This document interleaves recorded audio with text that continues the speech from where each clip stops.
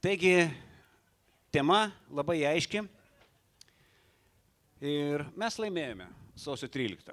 Ir tai papasakosiu, kaip ir kodėl. Čia aš biški vėliau, sausio 13 uniformos aš neturėjau, bet per rugpjūčio pučą jau turėjau, toks fainas garbanius. O piešinys yra mano mažojo sūnaus ir jisai su šituo piešiniu tapo laureatų vaikų piešinių kategorijoje plakatas. Ten buvo virš 3000 piešinių ir visi buvo nominantai, visi vaikai gavo dovanas, jisai buvo mažas, pavargo, ėmė sėdėti, pradėjo bliaut, bet kai jisai tapo ne nominantų, o laureatų ir gavo maišą dovanų, ten buvo laimės pilna. Taigi, sekanti skaidrė. Yra tokia grupė Delčia. Žymiausia jų daina yra 13 bokalų. Ir čia yra originalioji sudėtis – Šerelis, Almanis ir Blistrabas. Manau, vienintelė grupė Lietuvoje, kurios visi 3 nariai apdovanoti sausio 13-osios atminimo medaliu. Visi. Tai visai nekeista, kodėl šiandien programoje dar skambės daina pabaigoje 13 bokalų, o per vidurį programą skambės daina 1991. Šiandien Onutė sako, išgirdau 7 šūvius miške, automatinė serija. Ir aš taip 7, ta. O galvoju, geras. Pas musgi dainoju 1991 yra ta. Iš viso 56 šoviniai. Tarsi labai toks įdomus sutapimas. Saidas Blistrabas išvažiavo į Ameriką, o mes su Andriu Malmaniu nuėjom tarnauti kariuomenę. Ir per vieną koncertą Kaune sako, jūsgi buvot pankai ir anarchistai. Kaip jūs atsidūrėt kariuomeniai? Ir mes sakom, tol, kol mes buvom pankai anarchistai, mes griovėm Sovietų sąjungą. O paskui reikėjo kurti Lietuvą. Ir kariuomenės nėra. Karininkų nėra. Turėjo aukšto išsilavinimo diplomą. Tau leitenantas, 30 karių, eik. Tai aš karjerą pradėjau nuo būrio vado, savanoriškai krašto apsaugos tarnybai. Ir draugai radikalai sako, tu kelintą dieną įstojai. Sakau, sausio 21. Kur tu buvai 4 dienas? Tai tiesa. Sakau, matot, kol į stulpą neatsitrinkiau. Aš ir nežinojau, kad yra savanoriška krašto apsaugos tarnyba. Kai mane kvietė į krašto apsaugos departamentą, mano pirmas klausimas buvo, kalašą duosit? Sako, ne, duosim pažymėjimą. Sakau, ir ką aš papjausiu su to pažymėjimu, žinai. Sakau, kur reikės, ten būsiu, bet jeigu jau mes pogrindis, tai pogrindis. Bet po sausio 13-osios mano savisaugos instinktas prapuolė, aš įstojau į savanorišką krašto apsaugos tarnybą ir jau kovo mėnesį gavau papeikimą už mano karių vėlavimą į tarnybą. Tai aš apie kovo mėnesį 91 papasakosiu, bet šiandien mes koncentruojamės į Vilnių ir į sausį. Nenoriu smarkiai išsiplėsti, bet išsiplėsim. Taigi, Delčia, 2/3 kariuomenėje, abu dabar jau atsargus, atsargoj tai yra. Sekanti skaidrė. Taigi, kaip mes atėjom į sausio 13? Tokie duomenys nepilni. Vyksta Afganistano karas, 87-89 aš tarnauju sovietiniai kariuomeniai šauktinių, krenta Berlyno siena, vyksta Irano-Irako karas, kyla naftos kainos, Angolos pilietinės karas, Šrilankos pilietinės karas, komunistinė insurekcija Malaizijoje. Ta prasme, šaltas karas įkarštyje ir Sovietų sąjunga rieda žemyn, lygiai taip pat kaip Rusija šiuo metu. Ta prasme, manau, kad byrėjimas nesibaigė, jisai turėjo tęsti. Bet čia reiškia, yra tokie ištisiniai procesai. Bet paskui aš žiūriu į procesus, kurie sutampa. 80 metais streikai Lenkijoje, solidarumas. Maskvos olimpiadą boikotuoja 82 valstybės. Kodėl? Dėl to, kad vyksta karas Afganistane ir normalus pasaulis galvoja, ką jūs čia darote. Taigi, pirmasis roko festivalis TSR Sovietų sąjungoje, žinot kam? Jie norėjo parodyti pasauliui, žiūrėkit, pas mus yra rokas. Kokia laisvė. Atvažiuokit pas mus į olimpiadą. Nu ir ten išlindo grupės visokios. Bet pasibaigė olimpiada ir tas grupės bandė vėl atgal sukišti į stalčius, bet laisvės kvapas jau atsirado. Taigi ir JAV skelbė grūdų embargą Sovietų sąjungai. Jiem ir taip prastai, dar ir sankcijos. Gerai, paskui Los Andželo olimpiada, 84, nu matot, veiksmas atoveiksmis. Jūs mūsų užblokavot, mes jūs užblokavom. Bet jeigu ten blokuoja 82 valstybės, tai ten boikotuoja 14. 86. Černobylis ir atsiranda glasnost, perestroika. Aš manau, jie buvo paveikti radiacijos. Nes, nu kaip čia taip sugalvojo, įsišovė savo į koją, nors ten pašerelį tokiai žalioj knygoj, kur yra sakiniai, yra įsišauti į koją neužtenka, kartais reikia į abi.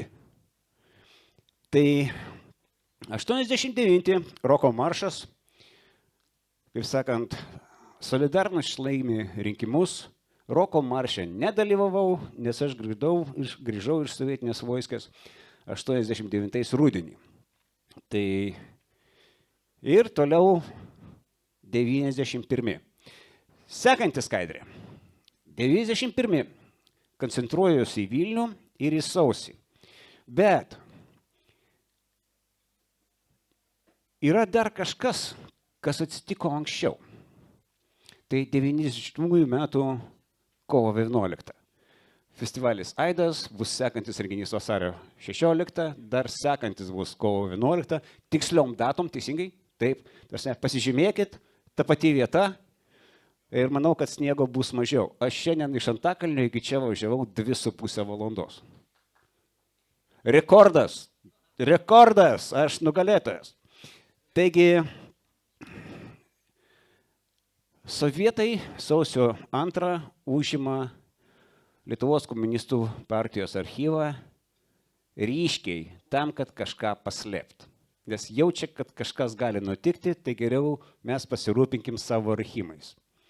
Paskui 3 išeina mitingas, pas rusus ir dabar, jų karinėje doktrinoje yra aprašomas šiuolaikiniai kariniai konfliktai ir vienas iš sakinių skamba taip: использование протестного потенциала местных населений. Tai yra organizuoti, vykdyti, tai dėl to buvo reikalingas jedinствas, bet jie reikalauja vyriausybės atsistatydinimo, nieko jiems nesigauna. Paskui jie daro kitą mitingą prie aukščiausios tarybos ir jau čia atsiranda veiksnys kaip vanduo. Vanduo gyvybės šaltinis. Mes prie vandens toj prieisim ir jeigu salėje yra žmogus, kuris buvo vienas iš to 1500, kurie laikė šlangą, tai pats laikas, ką nors pasakyti nuo savęs, jeigu norite.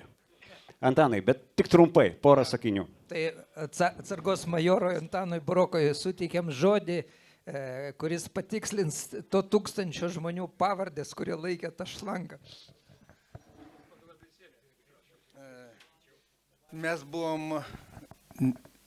buvom iš tarnybinės pusės ir kažkas tai pasakė, kai jau pradėjo laužtis pro duris ir po trupučiuką iš to besiginančiųjų grupės ištraukinėja ir žmonės ir jau sudėtinga buvo, jau duris buvo, atrodo, išlaužtos ir pradėjo į vidurį. Tai kai ką išmetinėjo ir mes Šiaulių sąjungos apie 44 žmonės buvom, tai man teko su Jakimavičiu amžinatelsi, ar sako, kad Vaitkaitis Algis pradėjo, kiti ten dabar ginčiasi, kurie ten pasiūlė. Ir mes šlangą iš tarnybinės pusės pasiėmėm, bet jo neužteko. Ir paskui pajungė iš centrinės, tenais tokias buvo spintos ir Jezersko brolis Vaclovas, jisai sakė, buvo liktai gaisrininkas kažkiek tai, ką tai jisai paėmė, iš tenais ištraukė šlangas ir mes paėmėm turbūt gal 2 ar 3 laikyti šlangą ir ta šlanga, kaip spaudimas buvo, pabėgo iš mūsų ir išlaistė visą tą aplinką. Tai tada uždarė, tada iš naujo atidarė šlangą ir jau stovėjom 8. Bet pasirodo, kad jis filmavo tik tai vieną kamerą. Tai sako, tavęs ten nebuvo, paskui, o ten pasirodo, kad 3 šlangos buvo, nes viskogi neapimsi. Tai va, tai mes tada ir savus aplaistėm, ir visus kitus, ir baigėsi tuo, kad nurimo, o man teko tokia labai įdomi misija. Aš einu pro šalį ir stovi prie pat durų aplietas stambus vyras.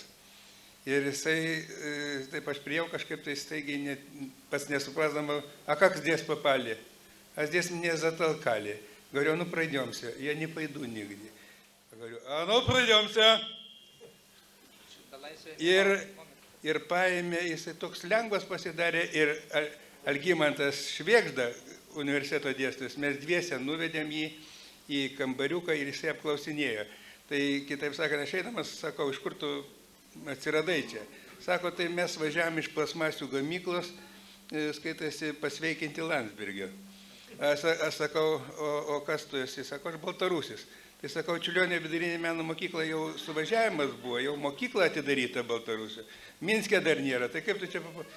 Nu tai sako, dabar reikėtų kažkaip tai į namo sulietas. Tai sako, paskambink savo dukrai, atėjo televizija, jį apklausinėjo mūsų televiziją.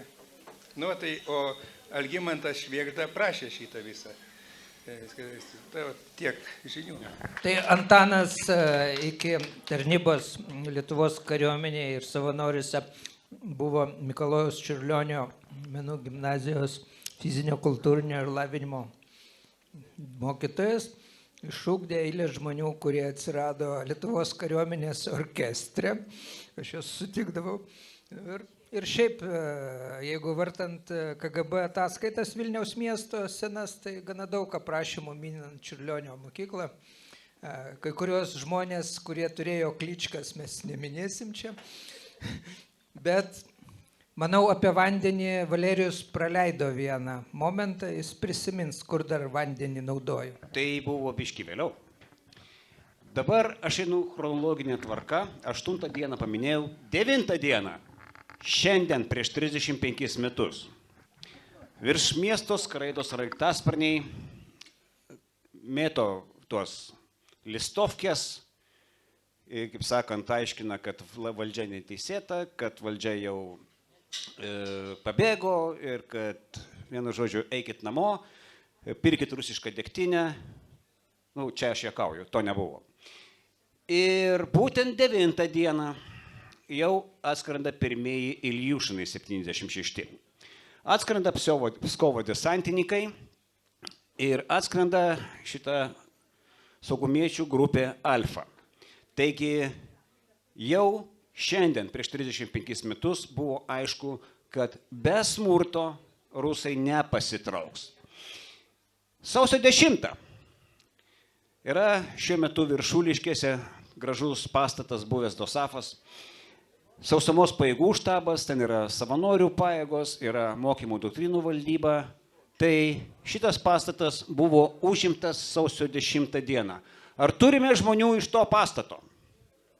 Gerai, porą žodžių. Ateik, atsistok.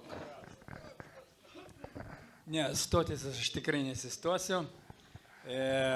Šiek tiek dalis teisybės yra, dalis, reiškia, kadangi aš dalyvau visuose įvykiuose, nuo sausio 7 dienos mes jau naktį atvykom į parlamentą ir jau turėjom informaciją iš žvalgybos, kad ruošiamasi pulti, jedinstvo ruošiasi daryti mitingą ir mes jau naktį atvažiavom iš Krašto apsaugos departamento apie 40-60 vyrų ir mes jau nakvojom parlamente, mes laukiam šito puolimo.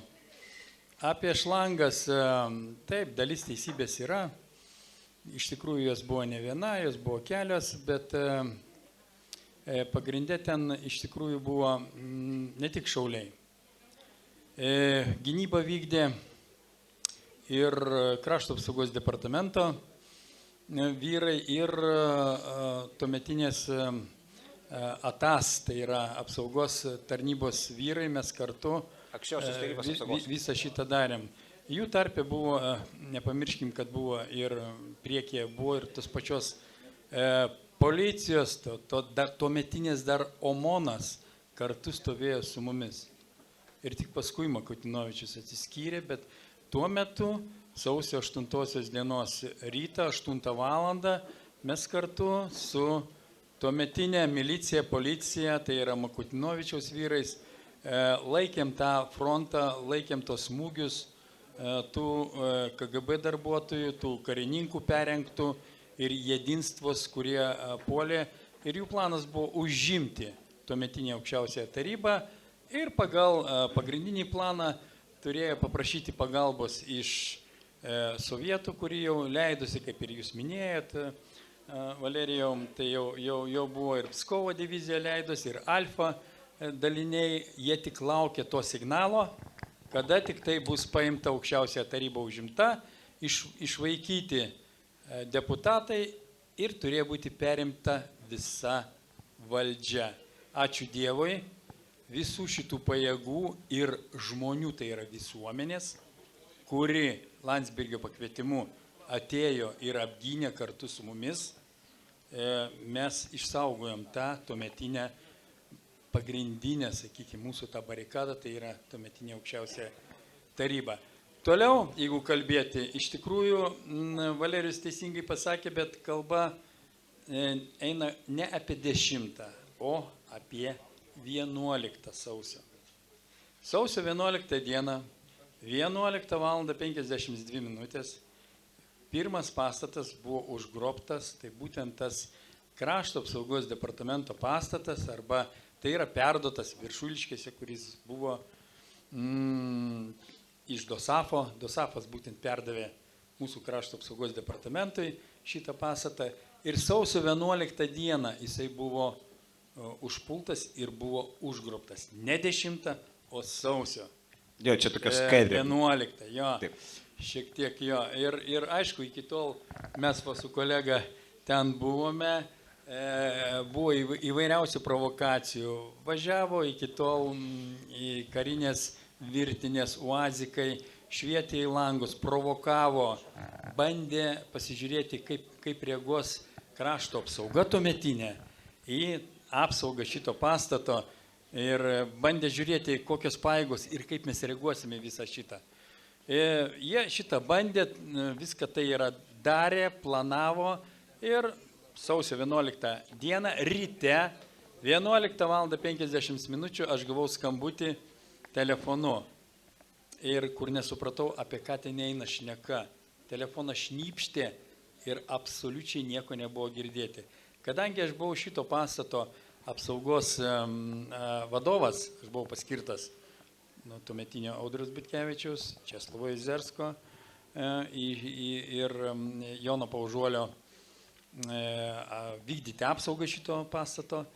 Šitam pastate ir likome mes saugoti, tarp kitko Jonas Paužuolis, pulkininkas tuometinis, irgi liko kartu su mumis štabe ir mes sulaukėme 11:50 to skambučio, kur aš taip ir nesupratau, kas vyksta, nes buvo šnypštimas per telefoną ir aš išgirdau tik vieną žodį. Ukmergė ir tankai. Tai aš paskambinau aukščiausią tarybą savo direktoriui ir pasakiau, kad Ukmergėje yra tankai. Tačiau tai buvo klaida. Ne Ukmergėje buvo tankai, o Ukmergės gatve link mūsų, link Viršuliškių gatvė 36 vyko jau tankų kolona su šarvuočiais. Tai yra su kovinė technika ir su kariuomenė. Lygiai 11 val. 52 minutės jie įvažiavo į kiemą, pastatas drebėjo visas. Jie iš šarvuočių iš karto iššoko, išsirikiavo į tokį balkoną mūsų vadinamą, pataisysit kolegą, jeigu aš kažką tai netai pasakysiu. Ir jie atstatė, reiškia, automatus Kalašnikovus į mus, išsirikiavę. Jie parodė, kad mes visgi turim juos įleisti į šitą pastatą. Kadangi mes turėjom planą jų neįleisti ir turėjom generalinio direktoriaus nurodymą, kad mes turėtumėm parodyti pasipriešinimą, o ne atrakinti duris ir juos įleisti, mes tą ir padarėme. Buvo toksai, reiškia, amerikiečių instruktorius Eiva, kuris prieš tai mumis pamokino daryti tai, kas buvo vėliau daroma Kijeve, kiek atsimena, tai Maidano aikštė, tai yra Molotovo kokteiliai. Ir pirmieji Molotovo kokteiliai buvo ne aukščiausioje taryboje, o būtent Krašto apsaugos departamente Viršuliškių gatvė 36. Pirmos dėžės su Molotovo kokteiliais buvo būtent ten parengtos ir mes buvom parengti, paruošti, kaip tos Molotovo kokteilius reiškia paleisti ir kaip juos pasigaminti ir parodyti tą pasipriešinimą. Tai tą 11:52 min, kai buvo išrikiuota kariuomenė priešais mus, nutaikyta su automatais, stojome mes Krašto apsaugos departamento vyrai tuometiniai ir panaudojame tą ugnies jėgą ir mes panaudojame šitos Molotovo kokteilius. Mes juos paleidome į okupantą, į tuometinę tą okupanto kariuomenę. Ir iš 5 berods mestų Mindaugo, jeigu aš neapsirinku Molotovo kokteilių, 4 pasiekė tikslą ir buvo, reiškia, majoro ir papulkininkio šineliai buvo sudeginti. Jie turėjo nusimesti šitos šinelius ir paskui, kurie, jeigu matėt, prie bokšto laksto toks papulkininkis ir majoras, bet jau be šinelių, o su tokiais trumpais bušlatais, tai būtent mes jų šinelius ir sudeginom kartu su kolega. Ir dabar vienas iš tokių klausimėlių visiems. Kas tuo metu žymiausias karys šiandien dieną metė su mumis Molotovo kokteilį? Prašom atsakyti, jeigu kas tai pasakys, įsipareigoju įteikti prizą.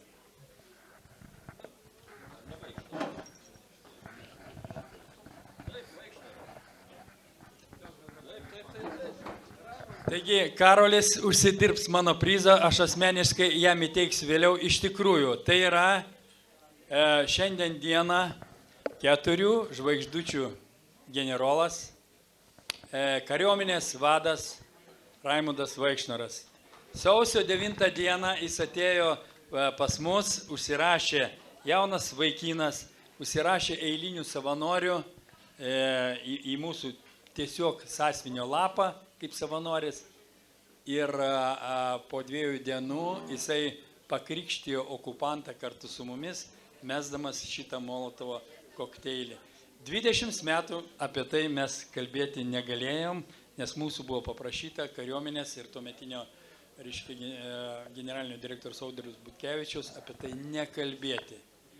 20 metų praėjo, seniai, tai aš dabar sakau apie tą istoriją pasakoju visiems. Jo, bet iš tikrųjų, tai žinokit, mūsų šiandieninis kariuomenės vadas ir mūsų kariuomenės generolas tikrai yra tvirtas vyras. Jeigu jis tuo metu, būdamas jaunas, jau nepabijojo sovietinės kariuomenės karininkų ir iki ausų ginkluotų asmenų ir metė Molotovo kokteilį. Kom tai galėjo baigtis, mes tik tai galime įsivaizduoti. Jo, na, aišku, kodėl mes apie tai turėjom tylėti, tai yra kita istorija, bet ačiū šiandien dienai, ačiū Karoliui, ačiū Jarmalai, taip, ačiū Valerijai Žereliui už šitą nuostabiai parengtą vakarą. Dėkui Arūnui Surdokui už jo nuostabę tą galeriją, kuri yra. Pasidžiaukime šiandien, iš tikrųjų tai buvo mūsų pergalės žingsniai. Ačiū visiems ir gero vakaro. Sugrįž. Ačiū labai. Tikėjausi trumpiau, bet vis tiek labai ačiū. Jūs man dabar pasakykit, kas buvo užpulta anksčiau? Krašto apsaugos departamento pastatas Viršuliškėse ar Krašto apsaugos departamento Vilniaus skyriaus pastatas Kosciuškos gatvėje. Tai aš kaip tik norėjau pasakyti, neturim Pociaus. Ne, tai Richardas perduoda visiems linkėjimus, atšaukė jo reisą į Vilnių, labai norėjo dalyvauti ir mes irgi tą istoriją norėjom, kad jis viešai papasakotų ir, kaip čia pasakius, nesikuklintų. Tai nes yra legenda, kad jis apsiviniojo vėliavą ir perplaukė per upę. O jis sako, ne, aš išlipau tam pačiam krante. Taip, aš su juo kalbėjausi. Gerai, Sakalai, prašau. Tai Richardas perduoda linkėjimus, mums teko garbė tikslintis tos faktus. Richardą ir Audrių pasikviesti į Danijos ambasadą pas karo atašė, apsilankyti departamento direktoriaus kabinete, kuris tuo metu buvo skirtas karo atašė. Pasirodo, Danijos diplomatai apie tą visą istoriją nežinojo.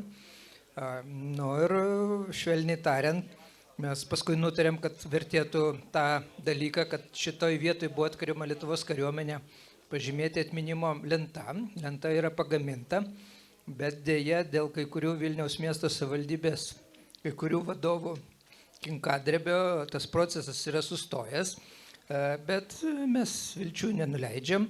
Tai Richardas, kiek aš taip tikslinausi, nes Danai tai aprašė ir savo istoriniai knygutėj, tai jam pavyko tą vėliavą pagriebti, apsiviniot, iššokti iš antro aukšto, jis rodė ten vietą, kur šoko, gavo atseit automato seriją, nėrė, plaukė kažkiek tai pasroviui, išlipo krante ir ten šlapės parsigavo į aukščiausiąją tarybą. Kitą žmogų, kuris buvo paėmė į nelaisvę ir kitą rytą kažkuri televizija yra net paėmusi interviu to belaisvio, maždaug kaip jis čia buvo sumuštas toj vietoj. Na, o švelniai tariant, irgi ten diskusija buvo, jis nutilėjo, ar jie turėjo ten ginklų. Tai aš supratau iš komentaro, kad visa ginkluotė dieną prieš buvo išvesta ir buvo nutarta žiežirbos neduoti tam faktą, jeigu įvyktų tas momentas. Tai apie tai kažkaip Lietuvos istoriografija nutyli. Jie tyrinėjo, kiek dabar buvo šlangų. Dabar aš supratau, ne tūkstančiai buvo prie šlangų, bet dabar klausimas, kiek šlangų buvo, prie kurios stovėjo tie tūkstančiai. Gerai. Ja, tai prasme, tebūnie plaukia, nes iš tikrųjų ne. Kadangi mes jau pradėjom kalbėti apie vandenį kaip gyvybės šaltinį, 11 dieną iš karto po Krašto apsaugos departamento patalpos pastato sekantis pastatas buvo spaudos rūmai. Praktiškai 10 minučių tarpe, labai greitai. Tai kasgi ten su vandeniu nutiko, kas galėtų pasakyti? Tie, kas buvo, yra? Bet mes klausim. Ne, tai jeigu nebuvo, tai tada Sakalas, trumpai. Ne, tai trumpai. Tai vėl buvo panaudotas vanduo, didvyrio pavardės, aš nežinau, bet jis buvo peršautas. Vytas Rupšys, jo. Ir visas tas momentas yra užfiksuotas video įrašuose. Ir kas įdomiausia, jeigu dabar nueitumėt prie spaudos rūmų, tos serijos pėdsakai tinkia yra likę. Jo, tai net Valerijus yra įamžinęs. Bet tikslas buvo ko gero irgi, kad... Bet netame, kad aš... Apie sieną. Tris skaidrės, bet čia... Jo, siena ta. Jo, tai diskusija apie tai, ką Valerijus nori papasakot, kad neturint konvencinės net ginkluotės buvo fiksuojamas pasipriešimo aktas. Tas vanduo, tas dar kažkas tai ir, kaip čia, priešas turėjo panaudoti neadekvačią jėgą prieš vandenį. Ir žmogui pataikė ir visai neblogai subjaurojo veidą. Bet jisai gyvas, sveikas, dabar dirba taksistų. Galima kartais Vilniui jam įlipti. Kaip? Gerai. Taigi, dar būtų galima kalbėti apie Kasperviziją, kad jie perėmė ir per rugpjūčio pučą, kaip sakant, užsilenkė. Ir dabar norėčiau dar Arūnui Surdokui duoti mikrofoną. Tai prasme, tu tiesiog apie šitą parodą pasakyk porą žodžių, nes... Tai Arūnai nesikuklinsis. Nes sausio įvykiuose ukrainiečiai buvo su mumis jau čia. 91 metais. Taip kaip ir mes šiandien su Ukraina. Taip jie buvo su mumis tada. Tai tiesiog, ką mes čia matome ant sienų, Arūnai? Vėliavas pradėjau rinkti nuo 15 metų, kada su LRT televizija su Viktoru Černišiuku pradėjom važinėti į Avdijievką. Avdijevka, Mariupolis. Nu, o po to gavosi taip, kad vieną padovanojo dalinys, kitą vėliavą padovanojo trečią, perdodė automobilius, tai kaip sakyt, kariai, vadai perdodavo antstivus, ševronus vadinamus ir vėliavas. Taip ir gavosi, va, po biškį. Yra kazokų batalionai, yra kazokų brigados, yra, pavyzdžiui, Azovo, kur viršui, tai yra dronų batalionas. Anksčiau buvęs šturmo batalionas, dabar jau yra daug maž, jie dirba Iziume, jie dirba Kramatorske, Slavenske, bet daug maž dabar jau yra šturmo nėra, jie pagrindė dirba su dronais. Ta pati šturmo batalionas, bet pagrindė su paukščiukais dirba. Bet taip ir susirinko vėliavos. Nu, fantastika. Ačiū, Arūnai. Taigi, jeigu pasižiūrėtumėt, kas čia pas mane parašyta, matai, čia parašyta, tai po to, kai pakalbėjo Arūnas, turėčiau pasakyti kažką ukrainietiškai. Juk žinot, ką atsakyti. Nu, slava Ukrainė! Super. Taigi, kas per viziją užsidarė, apie pučą aš neplanavau kalbėti, bet sausio mėnesį 91 metais prasideda Persijos įlankos karas. Ir mes, pienburniai tokie, sakom, dabar rusai gali smogti mums skaudžiau, nes pasaulio dėmesys nukrypo į kitą pusę. Taip nenutiko. Taip nenutiko dėl kelių priežasčių. Dėl to, kad mes išnaudojom taip vadinamą CNN efektą. Tarsi, mes plačiaja prasme. Taigi, apie sausio 13. Sekanti skaidrė. Apie vandenį mes pakalbėjom ir šitą mes irgi praleisim. Čia. Čia yra kolonų struktūra. Ir šita kolona važiavo ta gatve maždaug už 50 metrų nuo mūsų. Ir tiesiog susipažinti, kaip sakant, šarvuotis, tankas, o dabar, taip, sekanti skaidrė. O dabar mes matome schemą iš viršaus ir matome, kad nukreipimų grupė yra kiek ten? 5 tankai, 4 BTR-ai, BTR-as Kaša. BTR-as Kaša yra komandna šnapnaja, ryšių mašina. Jie stovi už tilto, ten, kur dabar, ten gaisrinė, man atrodo, ten tokia aikštelė tuščia. Ir dar toliau ten buvo parduotuvė pavadinimu Kometa.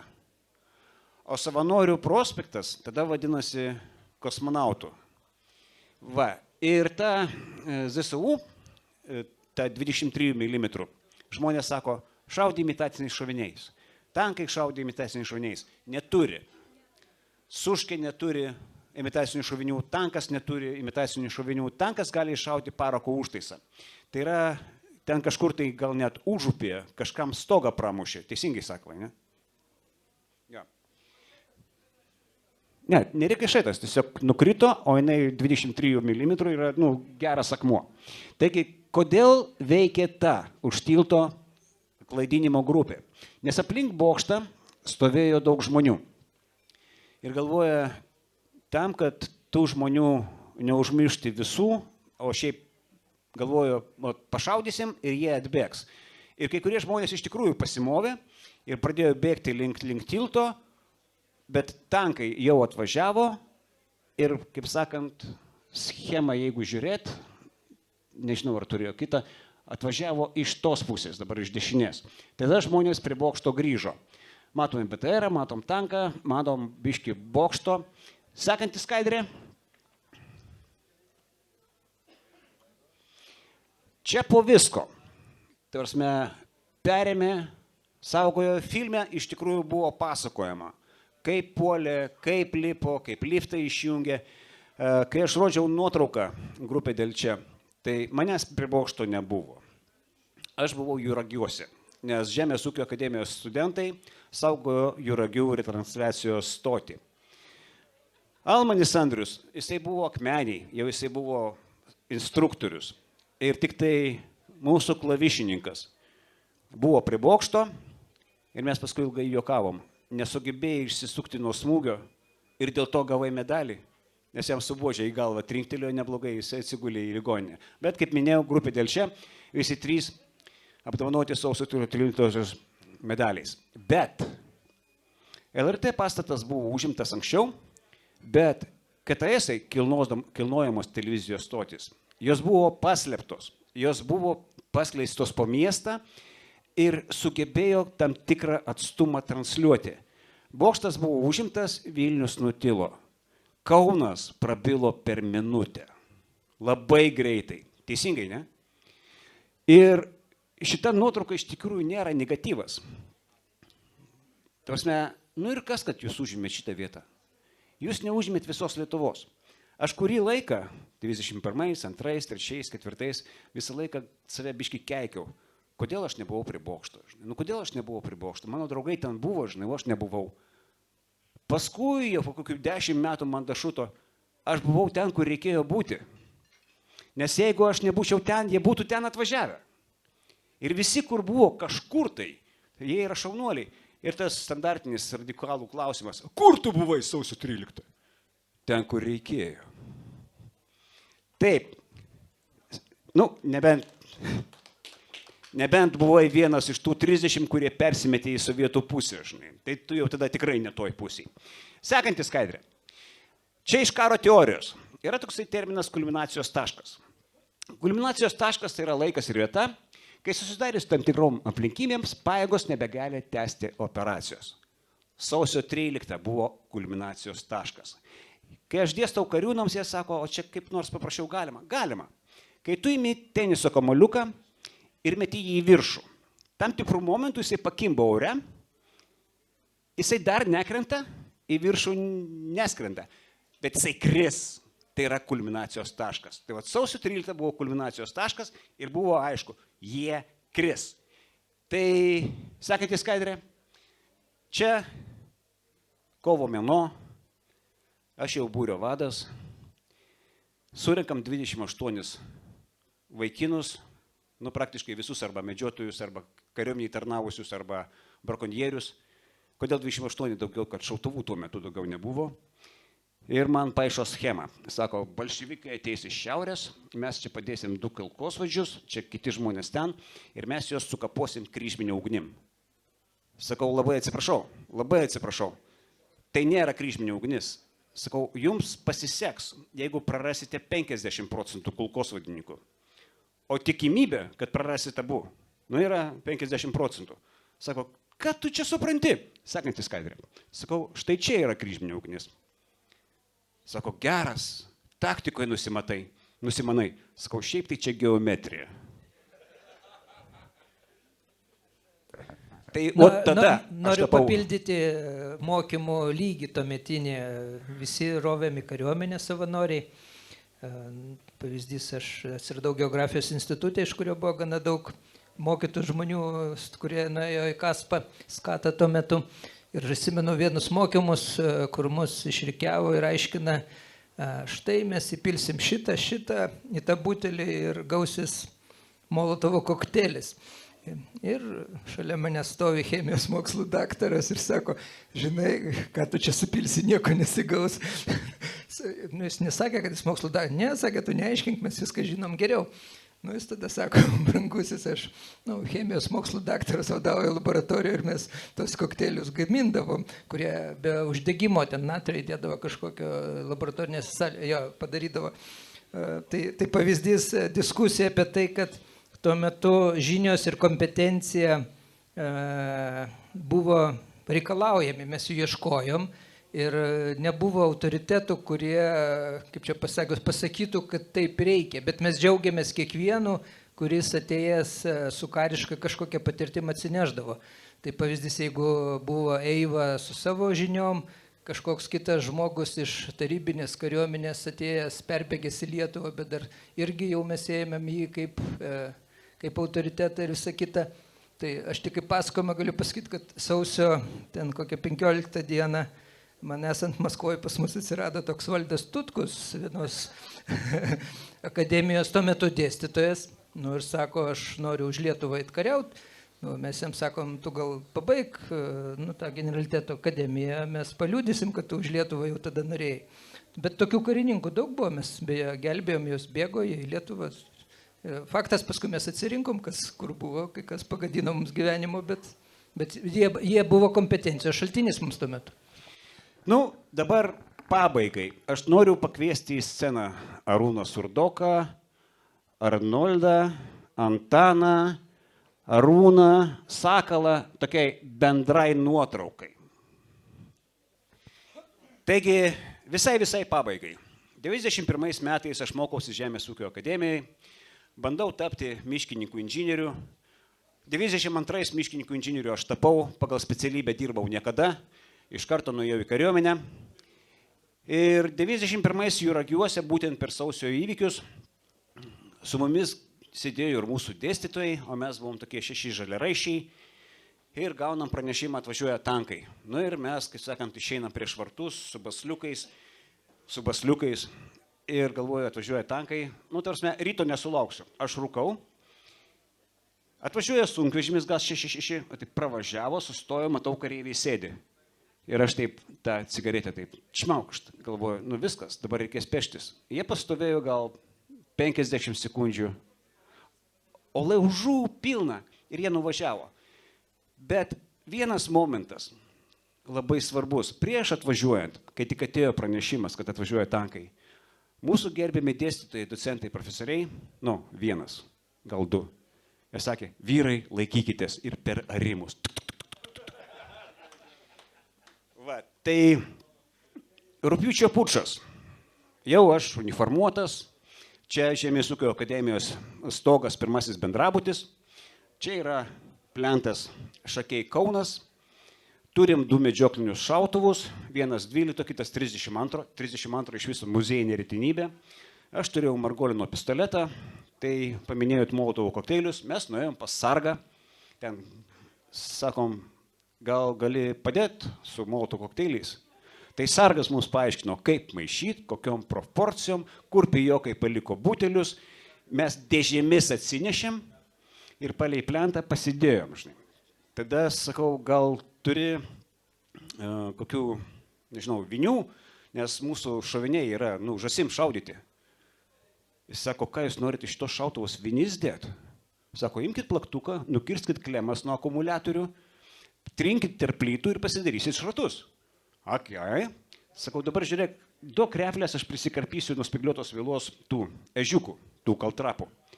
Sako, tu per arti kerpi. Sako, galiukus palik ilgesnius, kad strypas būtų vienas taip, nes sako, kitaip nepradursi. Nes sako, čia prasiduria ne dėl to, kas yra ant spygliuotos vielos tas spyglys. Ne, tie strypai turi būti. Vienu žodžiu, sargas buvo patyręs. Tęsiant toliau, vyksta patruliavimas ir kadangi mes miškininkai, mano šaukinys buvo klevas, patrulio šaukinys buvo beržas. Jie patruliuoja ir aš girdžiu, jau jisai pradeda, jie patruliuoja taip iš buteliuko, paviškai gurkšnoja ir aš jau girdžiu, pasibiški velėsi ir jisai jau sako, klevas, aš šermukšnis. Iš tikrųjų, tai skambėjo kaip šmurkšleklis ir aš supratau, o jisai vaikšto po dendro parką. Sakau, tu girtas, sakau, pareik. Sako, ne, sako, aš dabar tiksliai žinau, ką aš darysiu, kai jie atvažiuos ir sako, vadas, jeigu aš neišeičiau į ryšį, noriu pasakyti tau dabar, man buvo garbė. Tai žinokit, man garbė jūs matyti prie šito stalo. Ačiū uždėmesį. Su švente. Čia pergalės diena. Tamsa badama durtuvais ir nežinai, kas yra už kampo, kai tik šviesą pamatai, akis nieko nebemato, šeštas jausmas